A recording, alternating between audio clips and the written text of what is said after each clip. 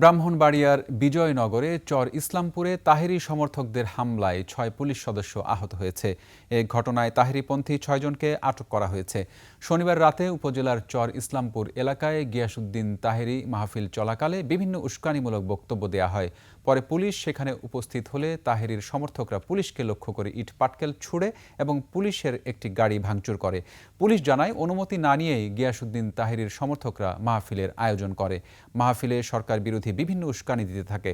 খবর পেয়ে পুলিশ সেখানে গেলে তাহেরির সমর্থকরা পুলিশের উপর হামলা চালায়। এতে ৬ পুলিশ সদস্য আহত হয়। আহত পুলিশ সদস্যদের প্রাথমিক চিকিৎসা দেওয়া হয়েছে। এই ঘটনায় এখন পর্যন্ত ৬ জনকে আটক করা হয়েছে এবং আইনানুগ ব্যবস্থা গ্রহণের বিষয়টি প্রক্রিয়াধীন রয়েছে। মাঠের অলরাউন্ডার আমি, আর ঘরের all rounder Taillux. Taillux toilet cleaner, clean মানেই টাইলক্স। যখন আমার পুলিশ পার্টি আমরা যাওয়ার টের পেয়েই তারা বিভিন্ন স্লোগান, উস্কানিমূলক স্লোগান এবং সরকার বিরোধী বিভিন্ন বক্তব্য তখন শুরু করলো এবং তাহেরি সাহেব তখন স্টেজ আমরা শুনতে পাচ্ছি সে বিভিন্ন উস্কানিমূলক কথাবার্তা বলছে। তো আমাদের উপস্থিতি টের পেয়েই তার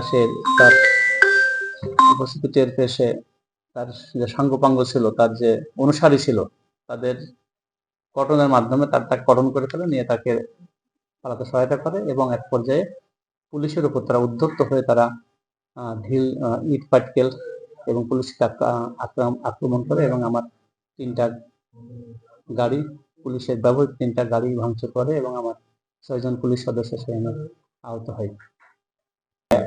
এই বিষয়ে আইনগত ব্যবস্থা প্রক্রিয়াধীন আছে। আমরা ঘটনাস্থল থেকে আমরা 6 জনকে অ্যারেস্ট করেছি এবং আইনগত ব্যবস্থা গ্রহণের প্রক্রিয়াধীন আছে।